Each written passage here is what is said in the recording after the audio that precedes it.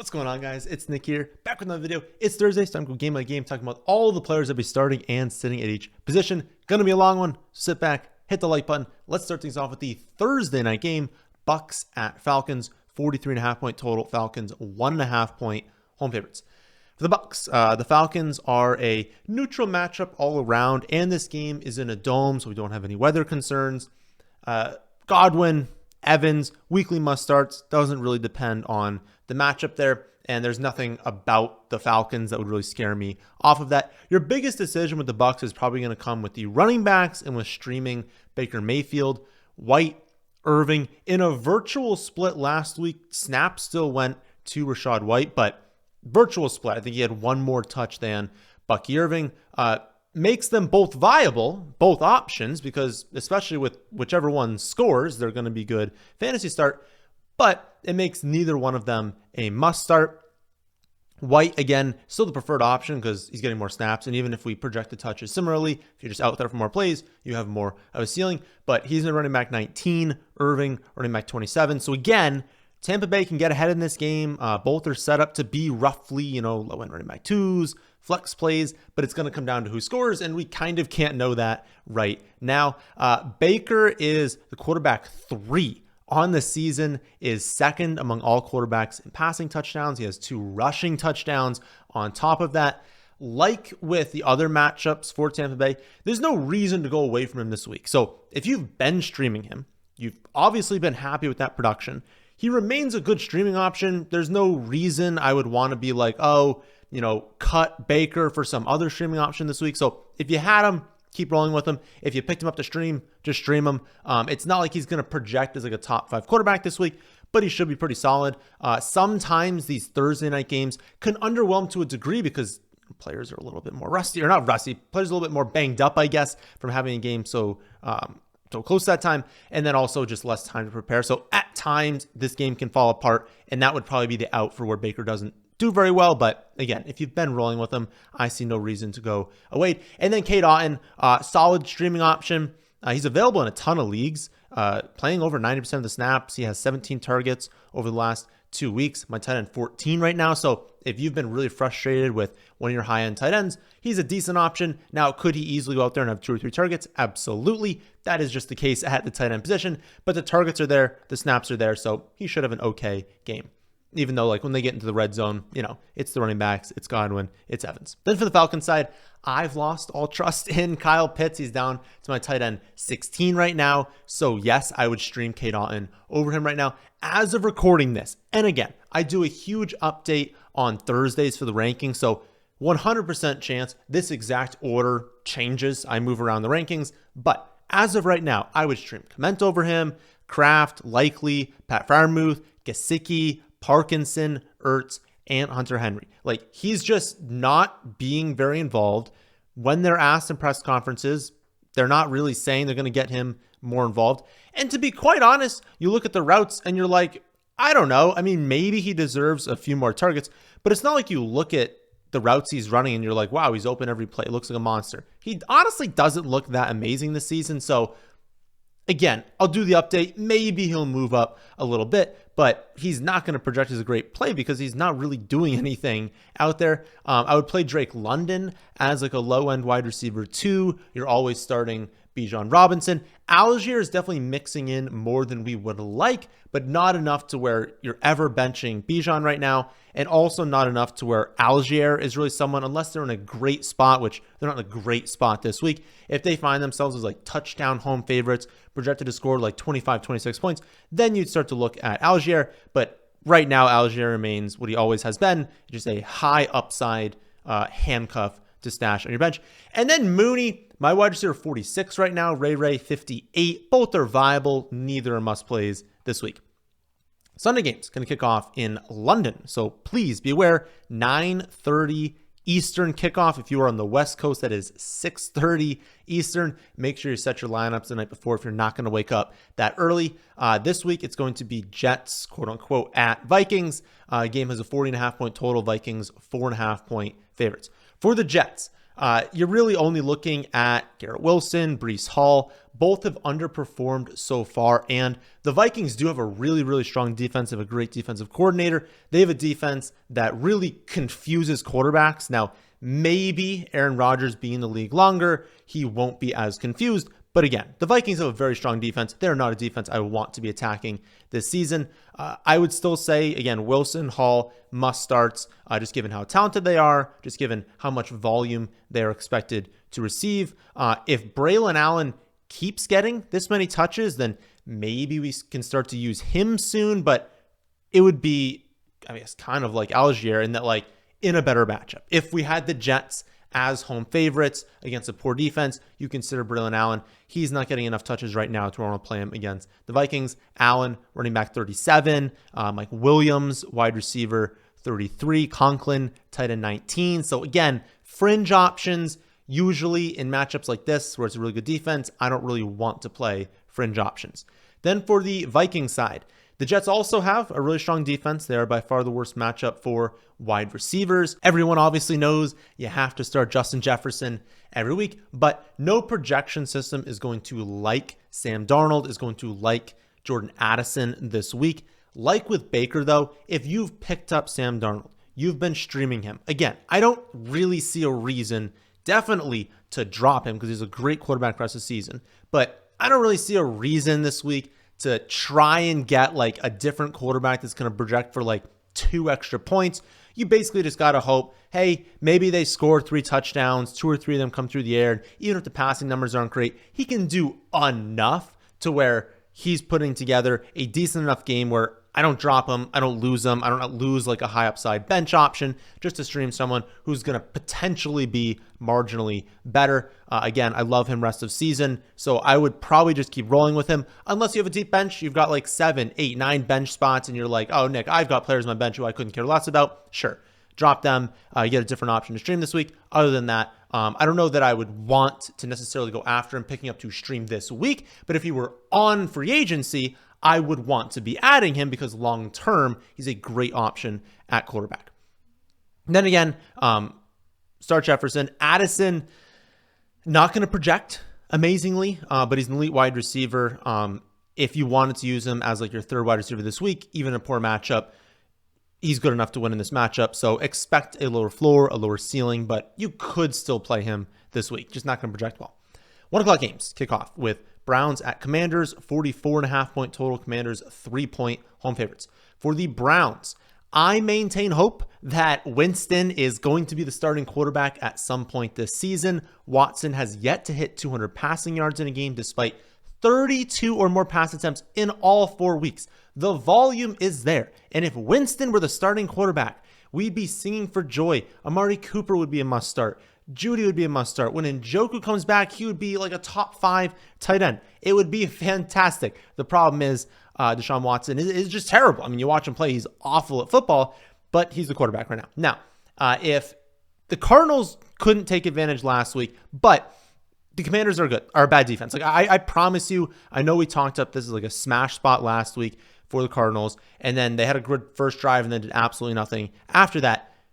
The Commanders do not have a good defense. I can promise you that. They are basically, by all metrics, a bottom 3 defense, probably the worst defense in the league. They definitely have the worst pass defense in the league. So it is a smash spot for wide receivers. Amari Cooper is a must start. Judy can be used in the flex spot. Both have a great chance of hitting their ceiling, especially if Njoku remains out. I don't know yet what the status of him is going to be. It's probably going to come down to the kickoff of that game. But even if he plays, those 2 are great starts. Again, Watson's going to hold them back. We want Winston starting, but I would still probably start both of them. And then given the matchup, Ford is a strong play because, again, the Commanders are a terrible pass defense, but they're also bad against running back. So Ford, good play at running back 2. It's not going to feel great, but if you had to, you could stream Winston as well, but it'd only be for 1 week. But it'd be like if you had Goff, if you had Hurts, they're not playing this week. Maybe if AR and then he ends up being out, we'll get to him. Maybe you could go there. But again, that would only be a 1 week stream because I'm not starting him unless it's a terrible matchup like this. Or I guess a terrible defense, great matchup. For the Commanders, their offense has been incredible. I mean, like historically good over the first 4 weeks. This is a good test for them. It's by far the best defense they've played against, but they've been great, and I expect them to continue being good. Daniel's a must start. Brian Robinson is a very strong play at running back too. McLaurin is a lower end flex play, one that probably does need a touchdown, but they're looking to him in the red zone, so his touchdown chances are elevated. And then given the state of tight end, Ertz is not a great play, and he has basically no ceiling, but he could probably get you like 8 full PPR points, which, at tight end at this state, isn't the worst play in the world. But again, you're probably leaning towards Brian, you're leaning towards Daniels, you're leaning towards McLaurin. With McLaurin, again, not going to project amazingly because it's a good defense and he kind of needs that touchdown, but someone that I've just been rolling with, if you've been rolling with him as well, listen, the production's been pretty good, so why not continue doing that? And then Eckler will probably be back this week, but check that status. But I don't think you're playing Eckler. I think you're still playing Brian Robinson. Next up, we've got Ravens at Bengals, very high, 50.5 point total. Ravens 2.5 point road favorites. For the Ravens, who would have thought that, one of the best running backs in the history of the NFL joining a top 3 rushing offense would work out in fantasy, right? Who could have possibly predicted that happening? Henry is now the fourth highest scoring player in all of fantasy, and that's across all of positions, even in full PPR. So the people who are can't draft him in full PPR, he's literally the 4th highest scoring player among quarterbacks, running backs, tight ends, wide receivers, doesn't matter what it is, in full PPR scoring. That's how good he's been. He's a league winner this season, as is Lamar. These two are playing really well, completely changed this offense. Not completely changed this offense, but in the fact that it's just everything is going to these two. Before it was Lamar would run for a ton and the running backs would be used, but they would at least kind of pick one player. They pick Flowers this week and Andrews this week and use them in the passing game. At this point, all of the production is flowing through the running backs and flowing through Lamar. So you get a world where you start Henry, you start Lamar every week, but other than that, it's yeah, you can use Flowers. I think in this matchup, it sets up really well for Flowers because the Bengals do have a terrible defense, 7th worst in EPA per play allowed. They faced the 5th most opponent rush attempts, which is not great. They generate basically no pressure on defense. So the Bengals have a terrible defense, and their offense is good. Their offense is going to score points against Baltimore. So it is a spot where maybe they have to use Zay Flowers. But again, if they end up getting up here, they're just going to run the ball every play. So you got to know that these passing offensive players, they just don't have any sort of floor. So you're starting Henry, you're starting Lamar, you can start Flowers, but honestly, you're probably benching the tight ends, and I don't know when we can ever really play them. You're fine to cut both of them. We really just had the perfect outcome. We talked about it with Likely. I didn't think it would transition over to Andrews as well, but we talked about it with Likely in week 1 where it was that was the perfect storm, right? You're not going to have that many times this year where Baltimore finds themselves down against Kansas City and needs to throw the ball a ton. Most games, they're going to win, or they're going to be winning for most of it, and they're just going to run it a ton. So again, running back Henry, Lamar, and then Flowers maybe. On the Bengals side, Ravens are an elite defense, so it's not a great matchup for anyone, but Chase, obvious must start. Higgins and wide receiver 32 right now. Zach Moss, running back 20. Brown, running back 35. Burrow, quarterback 11. Gesicki, tight end 11. And then Eric All, tight end 21. As you can see, all are viable. Obviously, again, Chase must start. Every single Bengals player is viable to start. And I do think that they're going to have to play fast on offense. They're going to probably find themselves down. They're going to have to be aggressive. And so I think multiple players on the Bengals are going to have a pretty good game. It's just predicting which one. Do you think that Chase is just going to score twice? Do you think that Higgins will score? Do you think one of the tight ends scores? Do they get them on the ground? There are a lot of places they can go this week, and it's not I expect the Bengals to score 34, 35 points. So they're probably only going to score 2 or 3 touchdowns, but they're going to have to be aggressive on offense. They're going to have to try and move the ball. So overall, not a good spot. I think you probably play Higgins if it's close. I think you probably play Zach Moss because they trust him more in the passing game than they do Chase Brown. And so even though Brown is a better running back, in a spot like this where they're going to have a ferocious pass rush going against them and they're going to be throwing a lot, it's more of a Moss game. And then Gesicki as well, if they're going to have to throw the ball. For super deep leagues, in my Dynasty League, I just added him. Eric All, getting more snaps than I thought he would to start the season. They really like him. So a stash, but it's a stash in like 16-team leagues. It's a stash in Dynasty 8, 10, 12-team leagues. You don't even have to consider him. And I didn't mention Yossi Voss, Burton.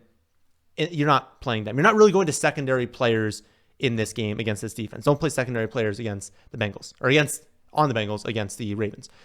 Next up, another great game. 2 great games in a row. Bills at Texans, 47.5 point total. Bills 1 point road favorites. It opened with Texans as favorites. It's been flipping over to the Bills side. For the Bills, the Texans are a negative matchup for running backs, negative for tight ends, but positive for quarterbacks and wide receivers.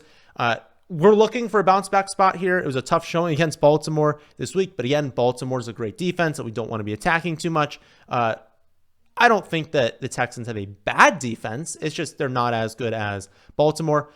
Josh Allen, James Cook, Dalton Kincaid, those are your must starts. I would pretty much in all circumstances be playing those guys. Shakir, my wide receiver 24 right now. Keon Coleman, wide receiver 56. The Bills mentioned this week they want to get Curtis Samuel a few more touches. I would expect them to try and do that to manufacture some touches for him this week. But at the end of the day, Shakir is really the only one getting open. He is dominating this wide receiver room in win rate, in yards per route run. He and Kincaid are the first to read on plays more often than not. I think Keon can develop into someone that we trust, but as we kind of talked about this offseason, he's not really a separator, and he's not developed enough right now to be a starting X receiver. He made some really nice plays on the sideline last week. I think he's a very athletic player, a very talented player, and will have some good years in his career. I don't know that this is going to be one of them unless he really develops quickly into the second half of the season. At the end of the day, I think for the wide receiver room, Shakir is the only one I'd really trust starting right now. Then for the Texans, Mixon still hasn't practiced through Wednesday. We will see on Thursday and Friday. Those will be telling. My guess is that either he plays and is limited this week, or he hopefully sits and then he plays next week in his return. Again, I hate when teams bring guys back like 1 week too early from an injury. You're really elevating the chance that they suffer a setback, miss another month, wait a week, see if you can get him to 100%.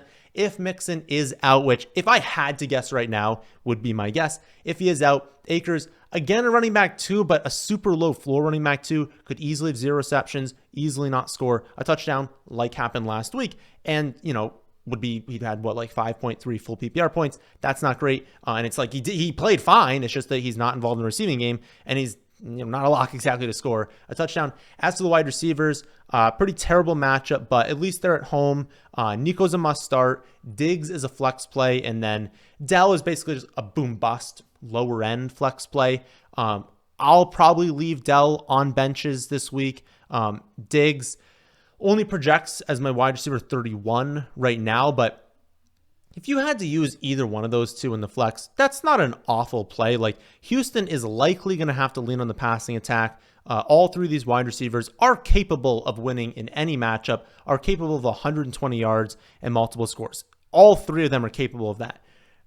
It's just that Nico's clearly the one, and these other 2 haven't really shown that I should trust them in a really difficult matchup. And so preference would be, if it's close, maybe lean away from them, but don't feel bad if you had to use them in the flex. They have upside. This is not one where I'm like, yeah, they're definitely going to score 5 points. Either Diggs or Dell could easily go off for 20 points in this spot. And then Stroud, he's coming in as the quarterback 14, so I'm not expecting a very big game from him this week, but with Dell back, being at home, expecting elevated passing play rates, I think you're playing him this week.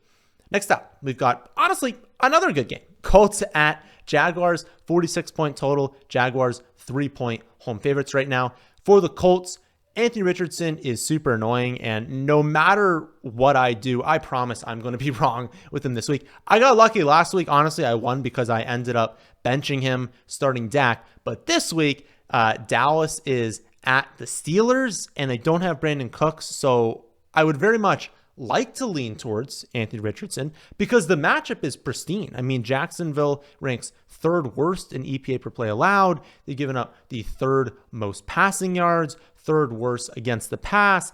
They're third worst at generating pressure for quarterbacks. Like a healthy Anthony Richardson who completes this game healthy as well scores 27, 30 fantasy points, especially with Jonathan Taylor injured, which lowers the chance that the rushing touchdowns all flow through the running backs.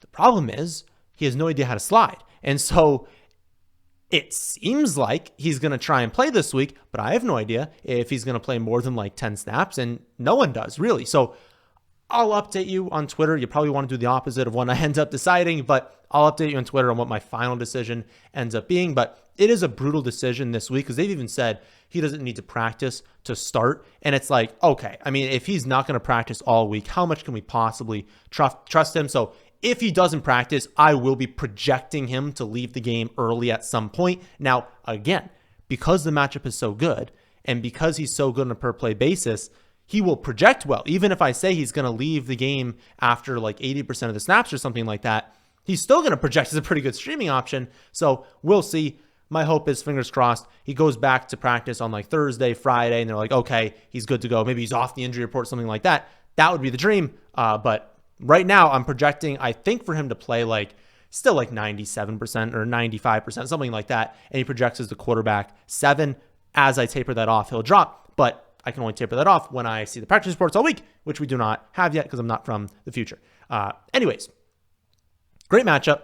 Regardless of who the quarterback is, play Pittman, play Downs. It's a phenomenal spot for them. And honestly, if Flacco ends up being the quarterback, it's an even better spot for them because the rushing production that AR would take would just flow to the passing game.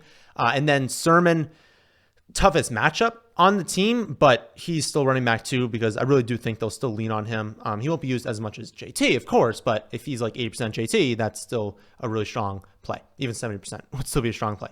Then for the Jaguars, the Colts are a really strong matchup for running backs and for opposing outside wide receivers, especially if the opposing outside wide receiver can win deep.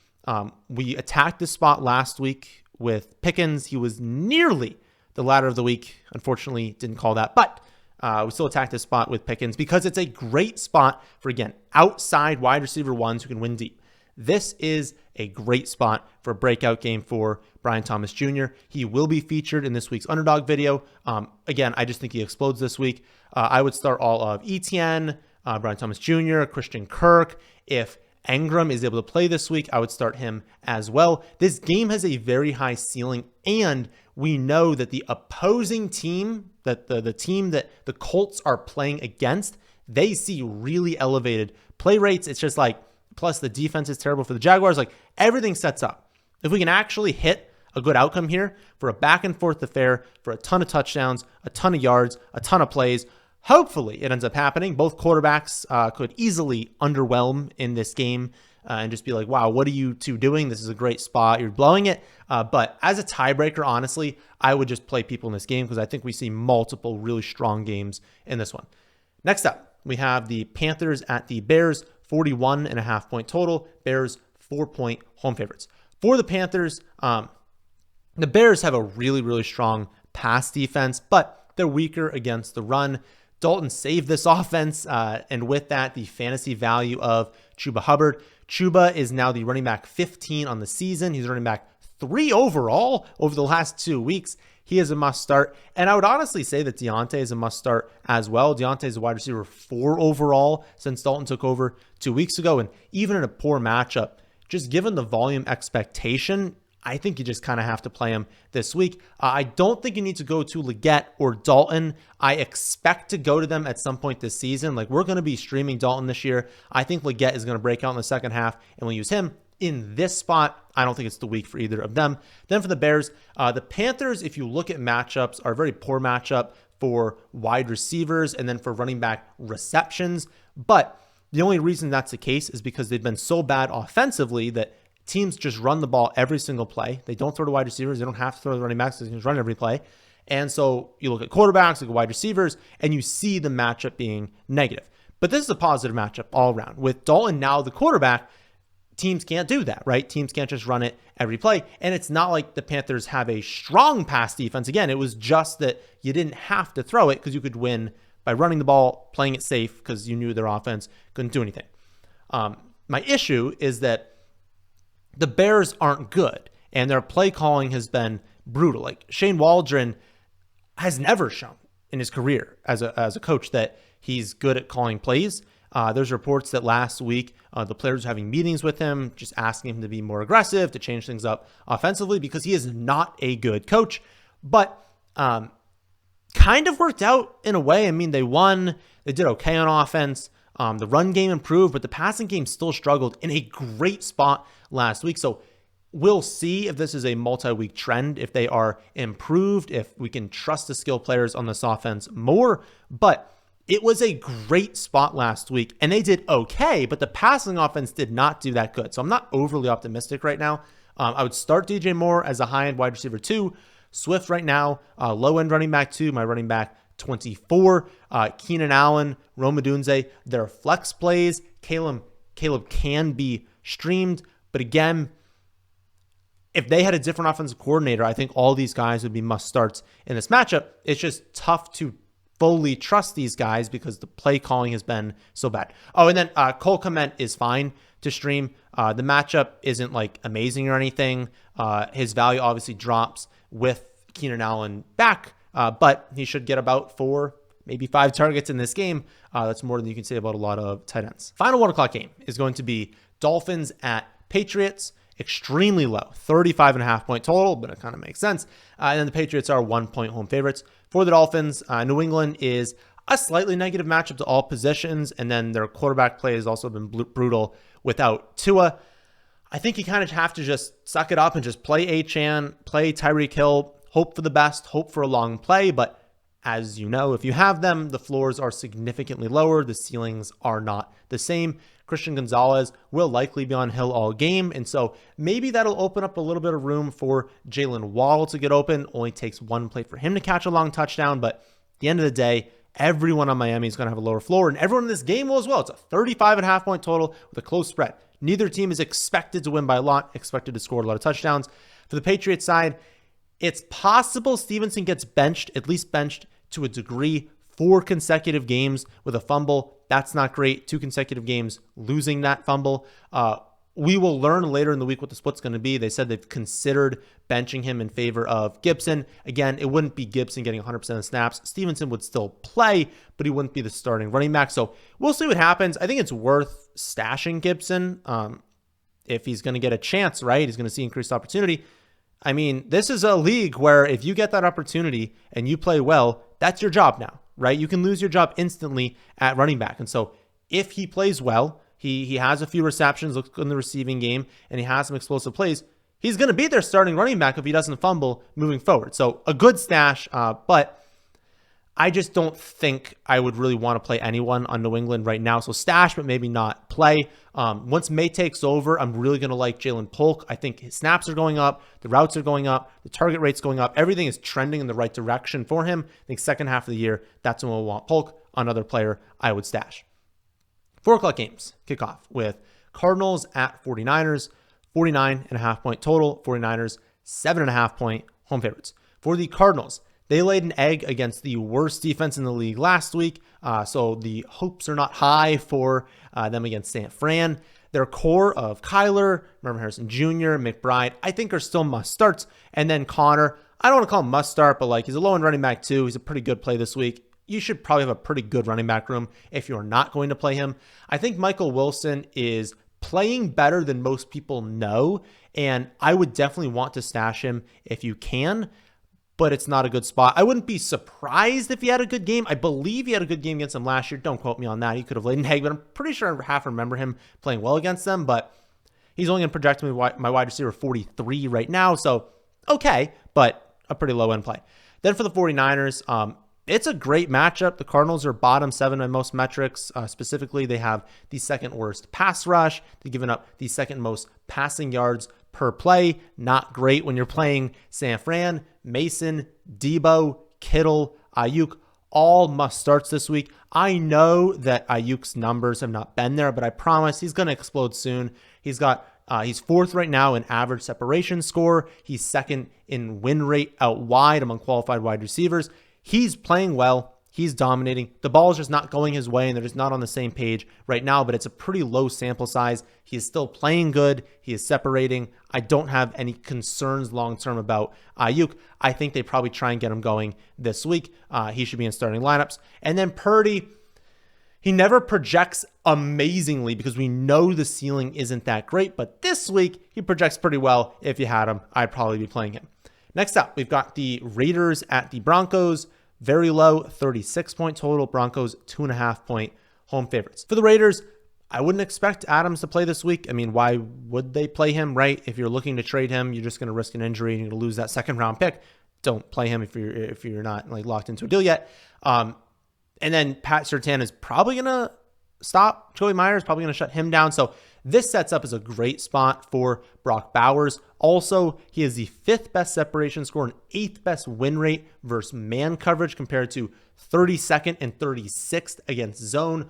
Only the Jaguars run more man coverage than the Broncos. Again, an eruption spot by all metrics for Brock Bowers this week. I would be starting him and really just benching every other Raiders player. For the Broncos, this is a winnable game. It's a good matchup for everyone except for the tight ends. Sutton is a volume-based flex play. He's not really separating, but it doesn't matter when you're getting as much volume as he is. Decent in the flex. And then Javonte Williams, viable as a low-end running back too. Another volume-based play. If we think that Denver can get up, they're going to lean on the running backs. Javonte Williams is their starting running back right now. The game is in Denver. I think they are going to win this game.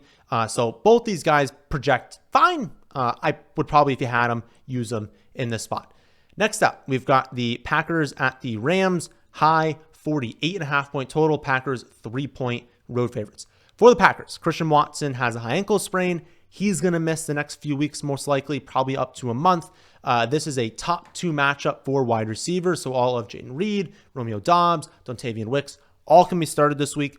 All 3 are not going off unless Love drops an absolute nuke. But I would venture to say one of them is probably going off. Another one's probably going to have a really strong game. I don't know which one's going to be. My guess is it's going to be Reed and Wicks, with potentially Wicks being the one to go off. I feel pretty good about Wicks this week. I know Jacobs has been frustrating, but it's really just the touchdowns not happening. He's not playing poorly.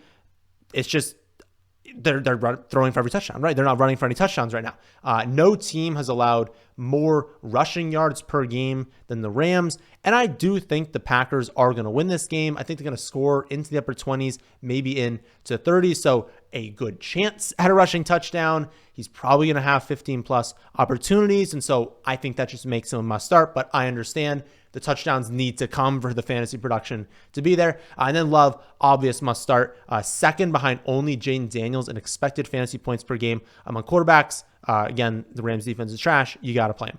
Then for the Rams, we're starting to see Tutu and Whittington kind of emerge as their top 2 wide receivers without Puka and without Cooper Kupp. It's tough to know if that was just something that kind of emerged last week and then go away this week in terms of like just being matchup based. But I think it makes sense that these 2 are the ones that want to kind of feature the offense around right now. And if we think back to last season when Kupp got hurt, we did see Tutu rise. And then we did see Puka rise much quicker than Whittington because he's a better prospect. But the point is, like, it makes a little bit more sense than like Demarcus Robinson would change a ton in his role. It just makes sense. Whittington, probably like a low-end flex play because we just don't know if that role is going to continue, but he was up to a 97% snap share last week. He was getting plays specifically designed to get him the ball. It was what we talked about 2 weeks ago, what I thought was going to happen. Then it kind of just took an extra week to occur, but I'm thinking from now until we get Puka, we get Cooper Kupp back, he's going to be like a low-end flex play if they're going to actually design this role to him. He's actually going to play, basically every snap he can handle on a team that's going to throw the ball a ton. And then Tutu, big play dependent flex option. The big plays have been hitting recently. It doesn't mean they're always going to hit, but a decent option in the flex because he can get loose deep. But again, kind of flex plays for both them. Definitely not must starts. Kyron's a must start. Parkinson projects pretty well this week. The Packers are the best matchup for tight ends on the week. He's playing over 85% of the snaps. So if you're out there in a good matchup and a team's going to throw the ball a lot, again, no real ceiling for Parkinson, but can he rack up 4 for 50 and a touchdown? I think he can. Final 4 o'clock game is going to be Giants at the Seahawks, 43.5 point total. Seahawks 6-point home favorites. For the Giants, all comes down to Neighbors. If he plays, obviously he's a must start. Wan'Dale will be a fine flex play, and then Singletary will be like a low-end running back too. If Neighbors sits, obviously the offensive output for the Giants is going to have to get tailed back, but Wan'Dale is going to see like a 35% target share. He'd be a must start. Slayton would become a low-end flex play, more of a boom-bust option. Probably not something he still needs to go to. And then Singletary, the touchdown chances go down, but he'd be needed more in the offense, so he'd become just like a slightly stronger play at running back too. Sort of tough to know this early in the week though, and especially with concussions, they're so hard to predict that it's just impossible for us to know right now if he's going to play. Then for the Seahawks, Ken Walker, Metcalf, I think they're must starts, while Geno is a pretty good streaming option. JSN, flex viable. Lockett, low-end flex play. It's not really a spot. So like last week, it was a spot where it's like you knew that Detroit was going to score points. And so you just wanted players in this game because if Seattle's going to be aggressive, they're going to put up points, right? This is a really good offense. And honestly, the passing offense underwhelmed because Ken Walker ran for every touchdown. But this is an offense where if they have to throw it, we want to be starting all these guys. That doesn't set up this week, especially if Neighbors misses. They're not going to have to be aggressive. They're going to win this game. They're going to win easily. They're going to lean on the running backs. They're still going to throw the ball, but they'll throw it through all of the players and not super aggressively, not a super high rate. And so it could be another one of those games where JSN, they're like, oh, again, play it super safe. Whenever they're safe, JSN gets the ball like 5 yards downfield and there's no upside. So not in love with JSN or Lockett this week. There were much better plays last week. I think for the most part, stream Geno if you need to. Obviously, don't go out of your way to do it. Play Metcalf, play Ken Walker. Probably don't have to play anyone else this week. Sunday night game is going to be Cowboys at Steelers, 43.5 point total. Steelers actually 2.5 point home favorites. For the Cowboys, Brandon Cooks, as I said before, he's going to miss probably a few weeks with that knee infection. Kind of came out of nowhere. Tolbert, not going to project amazingly. Probably not someone you have to play, but he's playing really well. The underlying metrics are there. Like he had a great camp. People are excited about him. And again, the production hasn't been amazing, but he's playing better than most people assume. Obviously, you're starting Lamb, you're starting Ferguson, but if you had to play Tolbert in the flex because you had some buys, you have some injuries, there are definitely worse plays you could make. Dak, as I said before, it's not a good matchup for him. Projecting as my quarterback 15. I'll let you guys know what I end up doing there. And then Dowdle, projecting as running back 31. Zeke's not really in the picture, but they're also not utilizing the running backs at like an insane rate. It's also, not a great spot. They play a lot worse on the road. It's not a defense I want to be attacking. So to be completely honest, I don't think you have to play Dak or Dowdle this week. You really just play Ferguson, play Lamb, and maybe if you need Jalen Tolbert, you could go with him. Then for the Steelers, this is not the same Dallas defense we're used to seeing. They are down both DeMarcus Lawrence and Micah Parsons. They're also just historically a team that does not play well on the road. This is, I don't want to say a good spot, but a much, much, much better spot than most people will assume. Najee hasn't been great, but he's a running back too. Pickens, I think, is a high-end wide receiver too this week. I think he could have a great game. Pat, streaming option at tight end. I mean, nothing stands out about him this week, but you could stream him.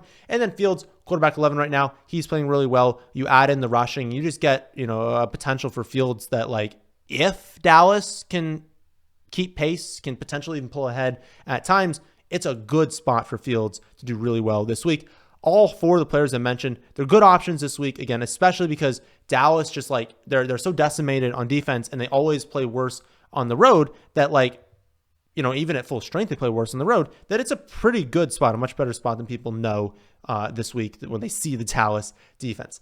Final game of the week is going to be Monday Night Football, where we're going to have Saints at Chiefs, 43.5 point total. Chiefs, 5.5 point home favorites. For the Saints, 3 players get virtually all of the touches on offense, and in a road matchup with Kansas City, you don't even consider going to secondary players. So if you don't usually do it on this team and it's a road matchup with KC, definitely do not play secondary players on the Saints.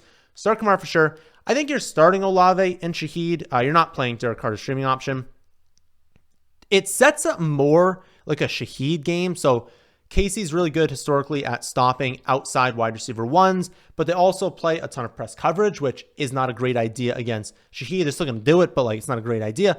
So I could see a spot where Olave has like 4 for 50, doesn't score, and Shaheed's the one that maybe only on like 6 or 7 targets, but he hits like 2 deep shots, he hits for a long touchdown. Like I could see that happening. So I'd probably, again, play both of them, but Shaheed would honestly be the one that I would expect to have the higher ceiling this week. And again, no one else from this team. Then finally, for Kansas City, Rashee Rice, not going to play this week. We'll see if it's the torn ACL. We don't still know. But again, obviously not playing this week. Kelsey, Worthy, I think are both must starts. For sure, you're playing Kelsey because like he's an elite tight end. They don't have Rice anymore. He's going to take all the short area targets. He's going to have a much better ceiling from this point on. But I think you got to play Worthy as well.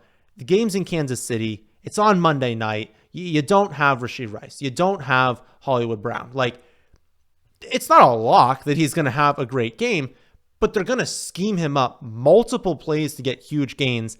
And for all of them to fail, I don't know. I feel like you probably just got to throw him in the flex spot and just assume he has a decent game. And then for the running backs, I don't trust it, but Hunt took over as the lead back with the Steele fumble last week. Again, I don't really want to play any of them. I prefer to bench all 3. If you had to start one, though, it would be Hunt. He played pretty well.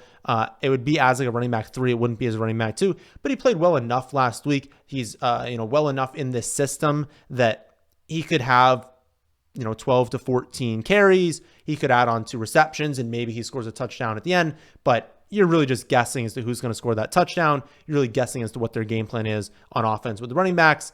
For the most part, I would stick with play Mahomes because I think to bench him, like if you were able to like also get Jordan Love or you were able to also get another quarterback that's playing really well right now, like you got Jane Daniels, right? Something like that. Sure, I think give Mahomes just a little bit more time before benching him. So Mahomes, Worthy, Kelsey, you probably don't have to play anyone else on Kansas City. So please leave a like if you made it this far. Why not subscribe while you are down there? It is completely free. It just means you're not going to miss as many of the videos. Again, I will be updating the rankings throughout the week, so check back to see the latest updates on my website, thefantasyfootballadvice.com. I'll see you all on Saturday for the Underdog video. But that, my friends, is the end of this one, and thanks for watching.